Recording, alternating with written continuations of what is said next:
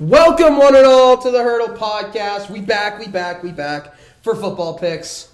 Very intriguing week in the NFL. Started off with a fun one. Yeah, and it was a good start. Usually these Thursday night games this year have kind of like set the tone kind of for the weeks. Some upsets have been pulled. Yeah. So then that's been the upset, going forward. But intriguing game, so I am expecting a great week of NFL football. Yeah, absolutely. But we'll start the early games. Baltimore takes on Cleveland.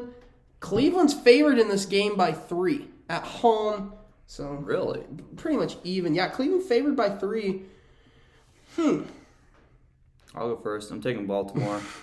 I know the offense has been really struggling lately. Especially the past 2 games. 5 touchdowns in the last 4 weeks. And they've thrown 5 picks in the past 2 weeks. Yeah, exactly. So I know the offense is struggling. It's always tough to turn around on the road, and especially against Cleveland. But Lamar plays decent against Cleveland most of the time. It's going to be a low score. Everyone in AFC North plays, except for Cincy, plays really low-scoring games, and especially Pittsburgh and especially Cleveland. So I don't know. I expect this to be under the 42.5 they're looking at it to be at, but just Lamar's the X factor in this game. Myles Garrett will probably have 1 or 2 sacks, and you already know what the tail of the tape is for Baltimore. They're going to run the ball a lot and rely on really good defense. So I'm going to go Baltimore here by 6 on the road. Yeah, very nice. I just think Baltimore's had a weird skid, but they've still looked okay, just offensively hasn't been there defensively. They're still kind of winning games. Yeah, they're still being competitive. Even if they aren't winning games, they're being competitive. And I just look at this Cleveland team. I mean, is Hunt back this week? Is that why they're maybe favored? Yeah, Hunt is back. It helps. It helps, but I don't think it's enough for them to get the win. They could easily come out and surprise us because Baltimore's run defense hasn't looked spectacular, to say the least. Yeah. And now with Marlon Humphrey out, the secondary's a little beat up. Yeah. I'm still going to take the better team. I'm going to take Baltimore. I'm going to take them by 3. But it would not shock me in the least if Cleveland can win this game, just based on keeping out of Lamar's hands and getting this run game finally back together and going. Yep. Is going to be huge. And then whichever defense comes out the most, I think, could win their team this game. Because if Baltimore can get a defensive touchdown off Baker, that could be the difference. But then you flip that around. Cleveland, very stingy defense, especially when they play Lamar. Mm-hmm. But because the last time they played, Lamar had 4 picks. Yeah, he played horrible, and they still won. That's if like I always say, it's very hard to beat a team twice. Mm-hmm. But when it's this kind of a matchup and it's this low scoring, I'm just gonna take the team that has the better, I think, team. Yeah. And, Cleveland's a talented roster, but I don't like the matchup this week at all. Next game. Jacksonville, Tennessee. Tennessee kind of on a skid. Yeah. But, Jacksonville's looked competitive in a couple of games of late, except the LA game, which who would have thought? Yeah. Tennessee's favored by 8.5. I'll take the Titans by 13. I think Jacksonville could make it close. It's definitely not going to be enough to win. Yeah. I'm taking Tennessee by 7. Of course, Tennessee's without Derrick Henry, most likely going to be without him until potentially they get him back in the playoffs. But they're not the 1 seed in the AFC anymore, so they got to fight to get that first-round buyback for Derrick Henry. And Indy's kind of breathing down their necks now, for sure. They're above 500. They're only, a game out? Game and a half. And because I think their bye's this week. So, Tennessee's got to make some moves. It starts right here with Jacksonville. But Jacksonville's been putting up fights recently. They almost beat Atlanta, who's a lower borderline playoff team, if that makes any sense. And they've just been keeping it close with a couple teams, except for LA last week. You never know what you're going to get with Urban Meyer. James Robinson could have a huge game. He could also have 4 carries for 20 yards. So I just think Tennessee's definitely the more well-rounded, well-coached team with Vrabel up there. Tennessee by 7. Very nice. Raiders at Chiefs. Now, this was the game we were all looking forward to a couple weeks ago on Sunday night. Did not pan out that way because Mahomes finally played like Mahomes. Yeah. This time in Arrowhead, that's not better if you're a Raiders fan. I really want to take the Raiders. They're just they're so inconsistent, dude. Like, one week they come out and will ball up against Dallas, and then they turn around and play absolutely terrible against Cincinnati. Yeah. And then even last week, who were they playing last week? They were playing Washington. Yeah, Washington. Yeah, and Washington, they scored, 10 points. Yeah, they scored, I think, 13 or 15. Was it 17, 15? Yeah, something like that. They're just too inconsistent for my liking. Kansas City's finally getting on that roll a little bit. Not convincingly, but they're getting there. The defense is playing much better. And I think that's huge in this game. I'll take Kansas City by 14. Yeah, I also like Kansas City here. It's a pretty simple formula. The Raiders just can't tackle and they can't cover. And when you can't tackle Tyreek Hill and you can't cover Travis Kelce, you're probably going to lose football games. You've got issues. You got huge problems. Alera's back in the mix in KC, where you think that's for good or for bad. But that's just how it is. KC by 14, I don't really see them shutting down Vegas to any degree whatsoever. Yeah, for sure. Saints taking on the Jets. Taysom Hill at the helm for another game. Looked decent in the game against Dallas, other than 4 picks. Yes. Which isn't good. That's a lot of picks. A lot. It's a lot. How many picks you got? A lot. Yeah. I just hate this matchup for the Jets. Just based on... Really? I do. I really do. I would not want to play against a Sean Payton coach team. Kamara's back this week. Yes, he is. Thank God. The Jets are just the Jets, dude. I don't know what else to say. The offense is sporadic at best. The Saints, I get if they don't have Jameis or whoever they want to play at quarterback. They have Taysom Hill. They're going to get Kamara back. That's dangerous in the backfield. I like the Saints more. I don't think the Jets are a good matchup. Yeah.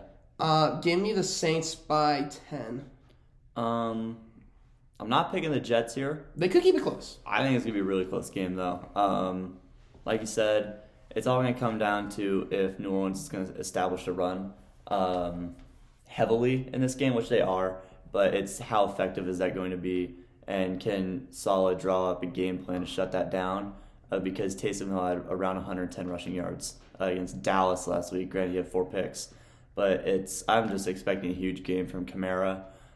He's going to have to. Granted, he's coming off injury, but we just saw Dalvin go for 207 and 2, and we're recording this a day after that game. Which was insane. We will dive into that. Yeah, that was insane. He went absolutely berserk against a very good defense. New York Jets, not a very good defense. Sean Payton, who would have thought? Offensive genius. Mike Zimmer, not really an offensive genius. So, yeah, I like the Saints by 6, but their limited amount of weapons at receiver can force the Jets to play more in the box.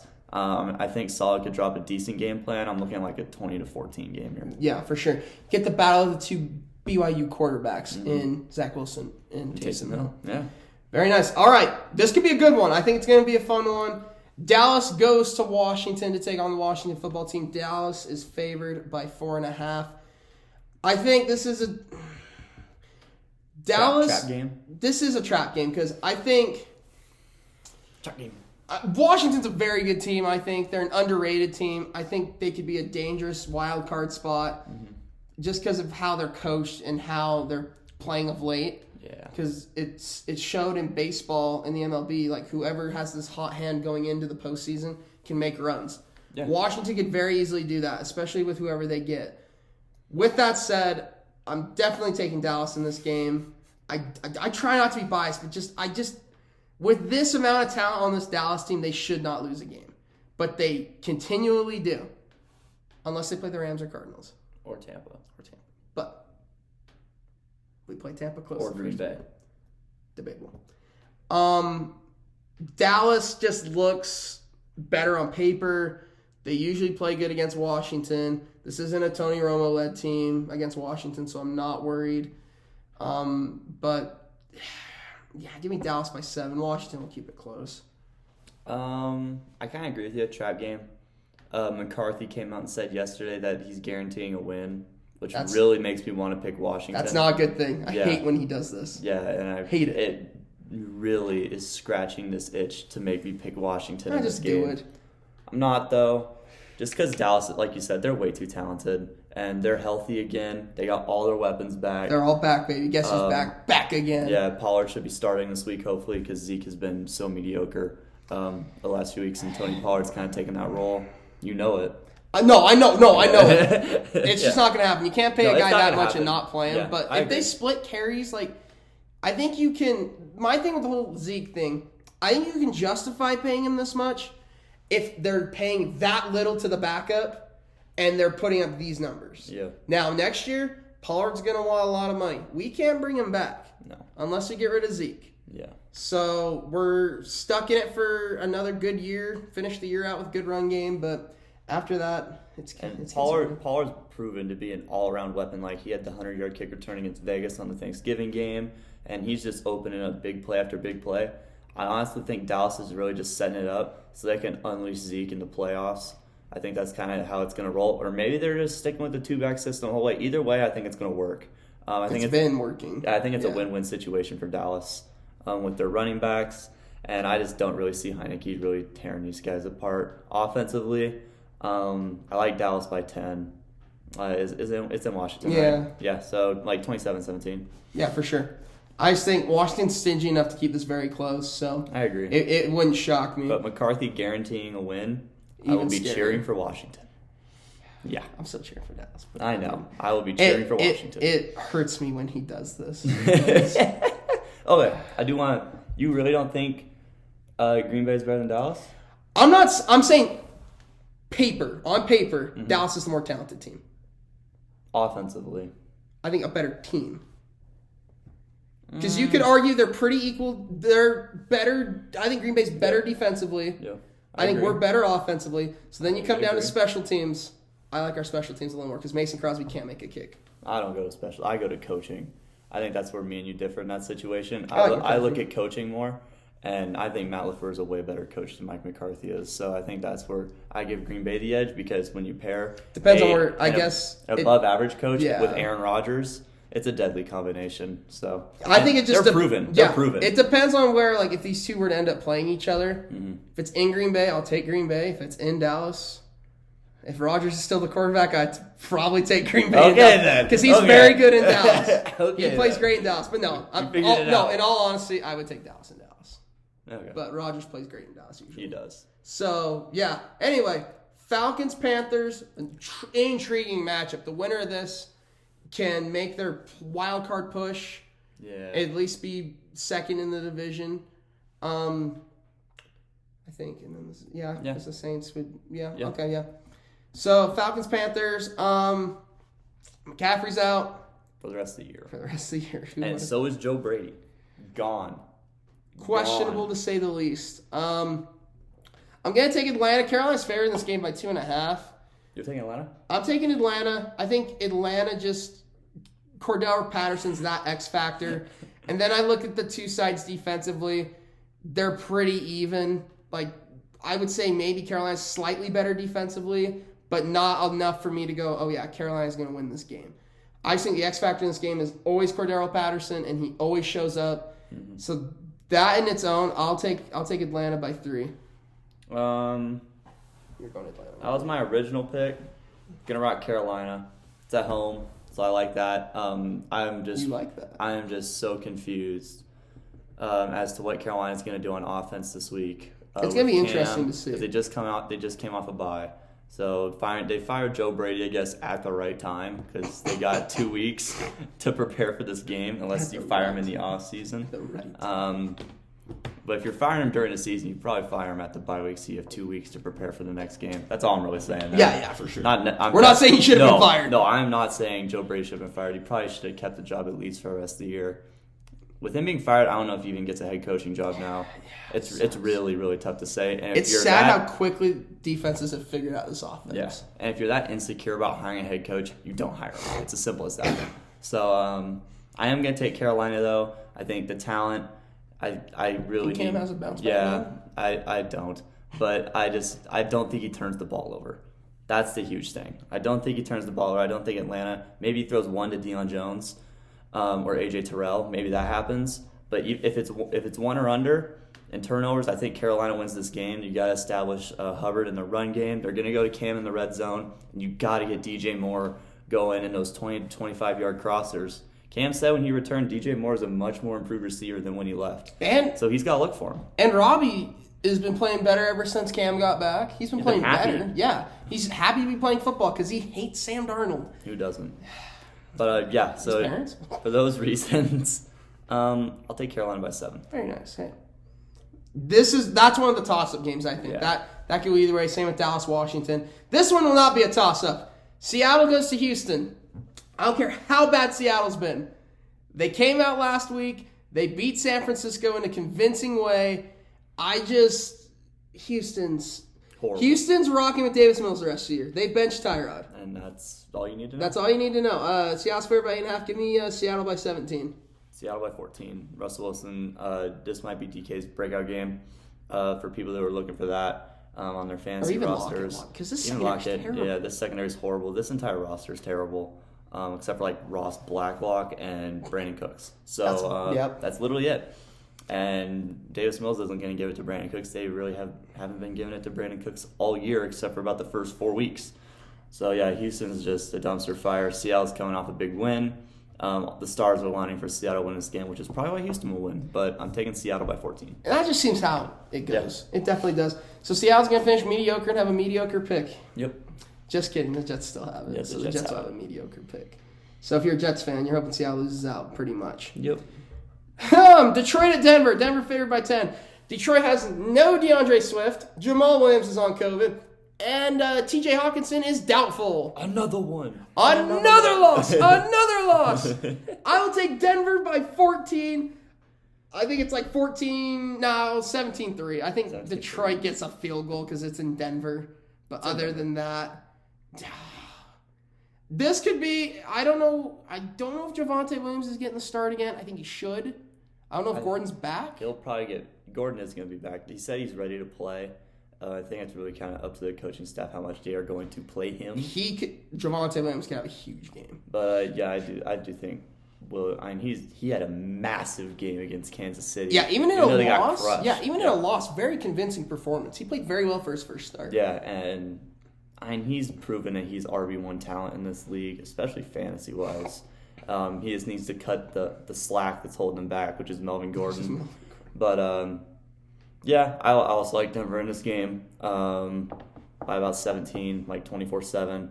Detroit will sneak one in here or there. 24-10. We'll go 14. Yeah. And I don't know. The Lions got a big win last week. Like, how are they going to respond to that? They should honestly respond by losing out so they can solidify the number 1 pick.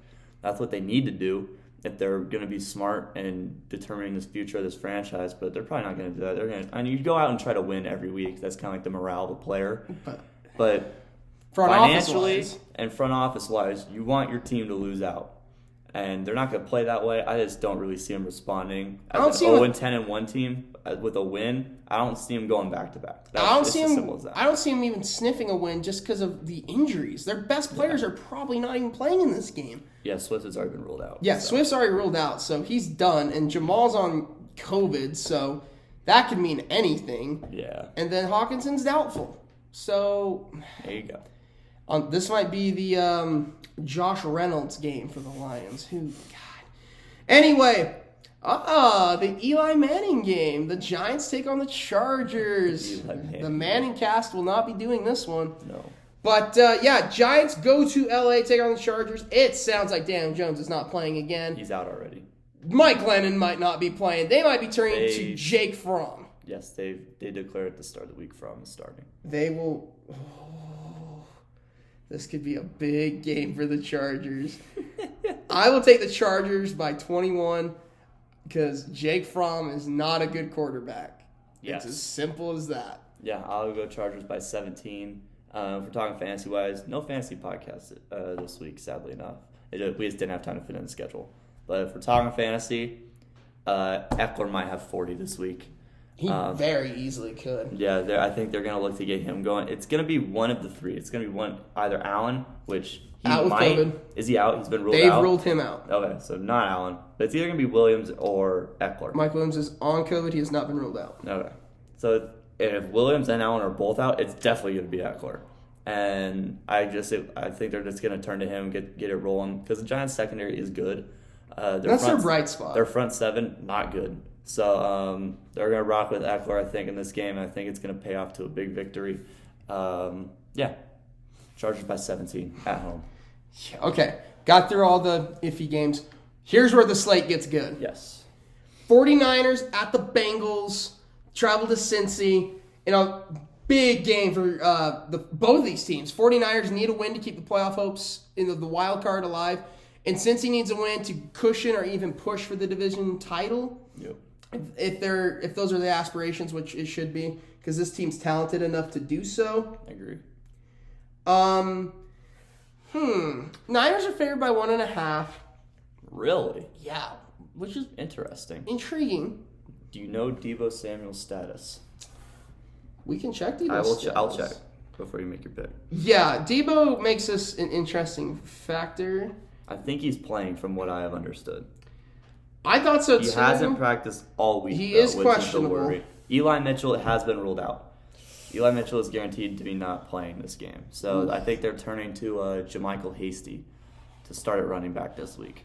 It's a 49ers running back. It's a Shanahan offense. So he'll do decent. Yep, he'll get 15 for 60 and maybe a touchdown. Yeah.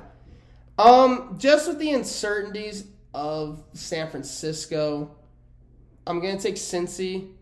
Just because Cincy's riding hot right now. They got the big win against the Chargers. That's a statement game in a game where they needed it, or we were going to start saying, do they even make the playoffs? Because then Cleveland would be breathing down their necks. And they showed up when they had to. I know they didn't win the game against the Chargers, right? Yeah, they got beat by like 19. It was like 41-22. They looked okay. Yeah. I know it may sound like they turned the ball over too much. Turned it over too much. Too many big turnovers, and if huge they do drops. If they do that against this Niners team, they're gonna lose. They will lose. But I have faith in this offense of Cincy and this decent defense to do okay and do enough to win. I'll take Cincinnati by 4, 21-17. I think it'll stay low, but it'll be a very compelling game to say the least. I'm gonna rock with San Fran here. I think they're better coached, and that's step one in this process.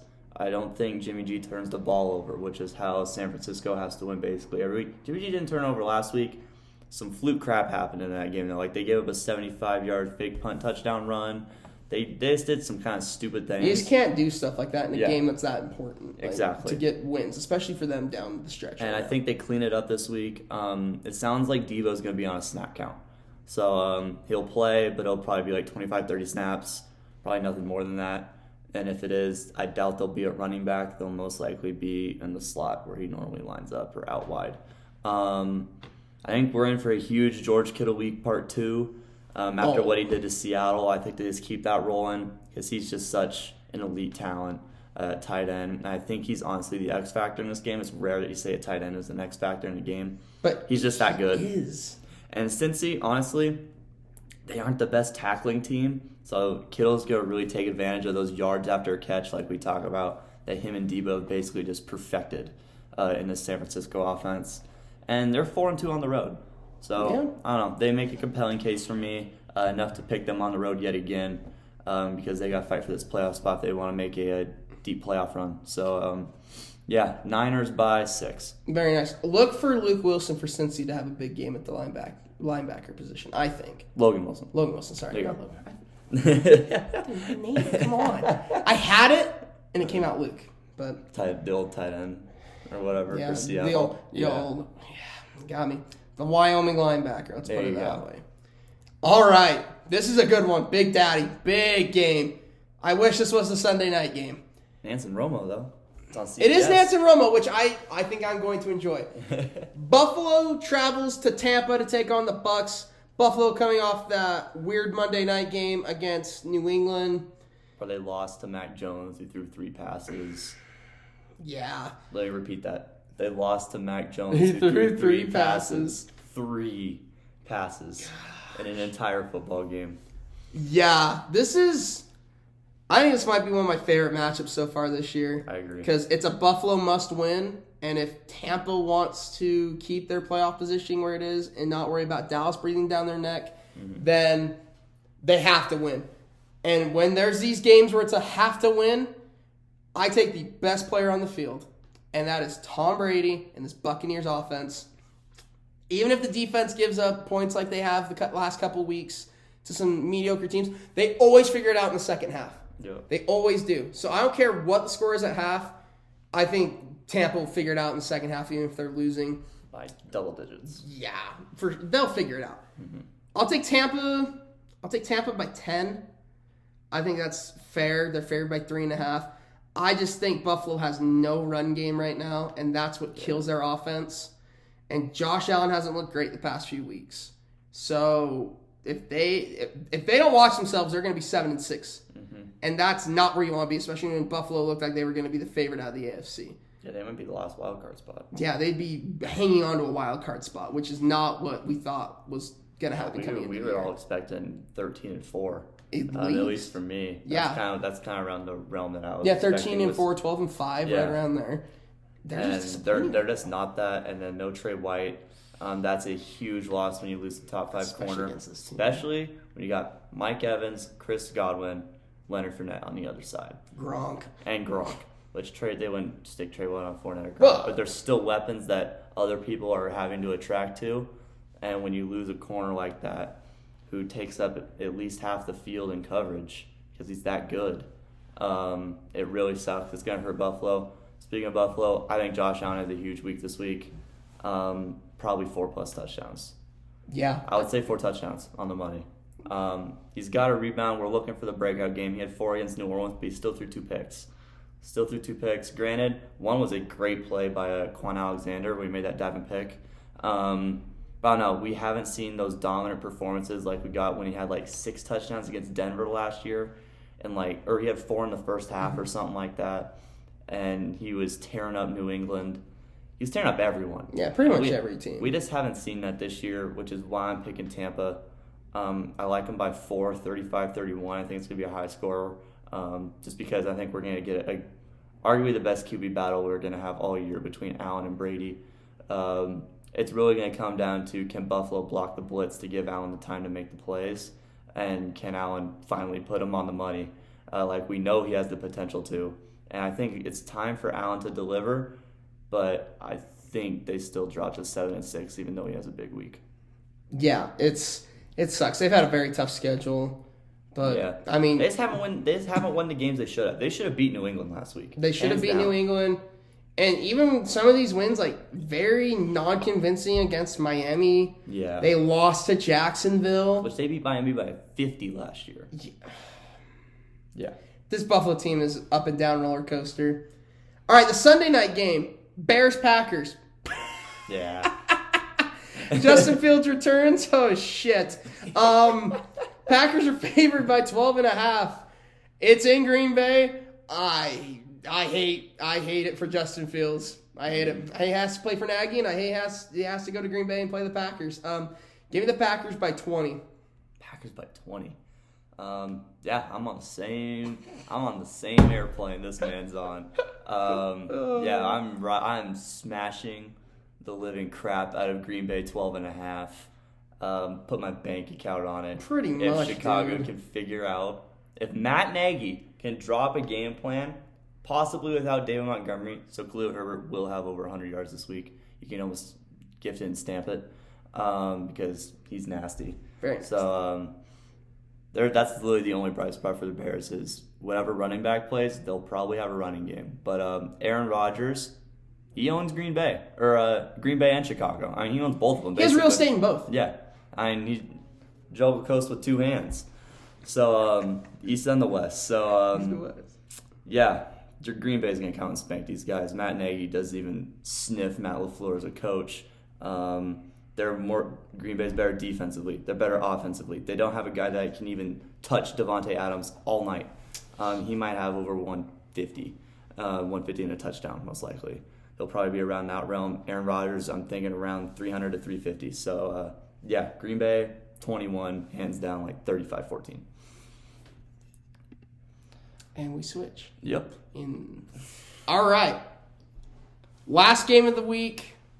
Got a great matchup. Great Monday night game. Yes. Sadly, no Manning cast, but great Monday slate. We got the Rams. We got the Cardinals. Huge game, because last time this happened, I think we were all set on the Rams being the best team in the NFL. Because they just came off beating Tampa, if I remember correctly. Yep, so they had all the momentum. Arizona was a quiet, undefeated team. And they took them behind the barn. And Arizona whooped them. Yeah. It wasn't even close. That was the beginning of the inevitable for the Rams. That Stafford wasn't as good as we thought, and the Rams' defense can be exposed. And they were. They easily were in that game. Now, this one's in Arizona. Arizona's favored by 2.5. I got to ride with the hot hand. I have to. Right now, Kingsbury is coaching better than McVay, I think. Yeah. He's got this team rolling. Because 10-2, if you had told me the Cardinals were 10-2, I would not have believed you coming into this year. Yep. I don't trust Matt Stafford enough right now against a stingy Arizona defense to have me go, yeah, I think the Rams can pull the upset and get right back in it. So I'll take Arizona. I'll take Arizona by a touchdown. I think the Rams will figure something out. I don't know what it's going to be. I don't know if it's more running the ball or if the defense can get a stop or two or a turnover. But having said that, yeah, I like the Cards by 7. I just think they're going to keep riding hot. Yeah. And I don't blame you for picking Arizona here. Oh, God. Solely on the straight fact that, like you said, they're on a roll. But I'm going LA. I like to differ. I'm feeling a little difference this week. I normally have like 1 or 2 games we differ. I think we got like 4. But yeah, I'm rocking with LA this week. For that's dangerous. Dangerous, very dangerous. Dangerous. Ooh. I think they find it on offense through the run game. No J.J. Watt. J.J. Watt was there the last time they played. And I think, yes, he was, because they played like week 4, didn't they? He got hurt like week 3, I thought. It was the Thursday night game against Green Bay he got hurt. Or did he get hurt during the LA game? It might have been during the LA game. I thought maybe. I will fact check. Yeah. Anyway, I believe they had J.J. Watt last time. Now they don't. Henderson, I believe, is back. So now he's going to get inserted there. And Sonny Michel looked good last week. Yeah, he was fantastic. He had over 100 rushing yards, if I'm not mistaken. Yeah, I think 120 right around there. On like 20, like just over 20 carries. I think he had 24 carries. Yeah, it was 24 for 120 and a touchdown. That's what it was. And I think this entire offense, granted Cooper Kupp is the masterpiece there. The key to the LA offense is being able to have over 100 to 150 rushing yards as a team and establish that run game, because it just lifts a weight off Stafford's shoulders. When Stafford has to carry, he goes back to the Detroit ways where his back collapses, and so do the Rams, because they can't stop anyone. Right now on defense, for whatever reason, except for Jacksonville.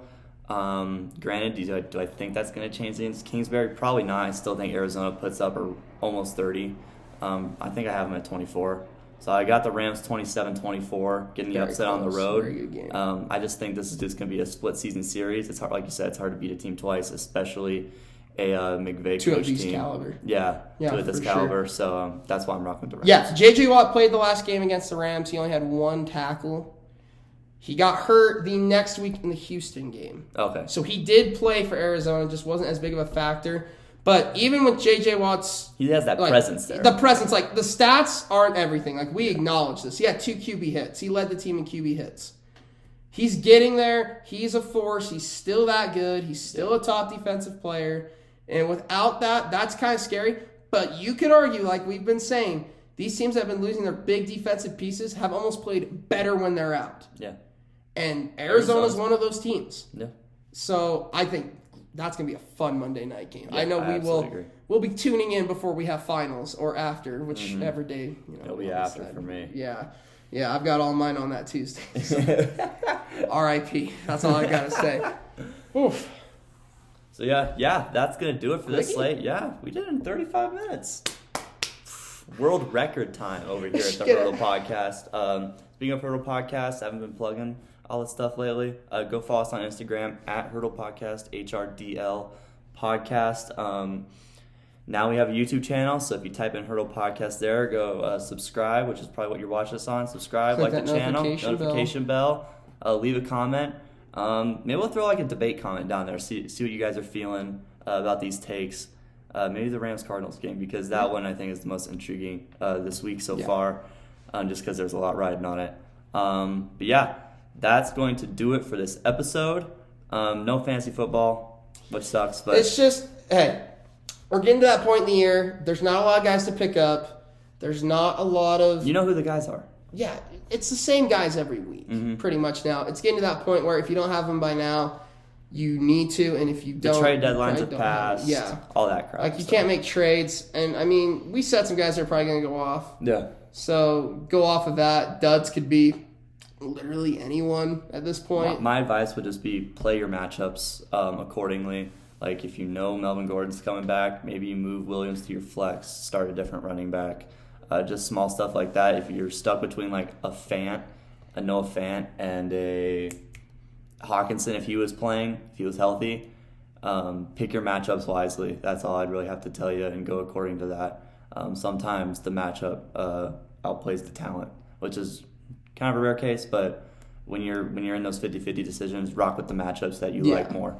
Take the matchups. Yeah, that's going to do it for this episode. A little fantasy football advice here for you. But yeah, week 14 picks, great week in the NFL. That's going to do it. I'm Bailey. That's Logan. We're out.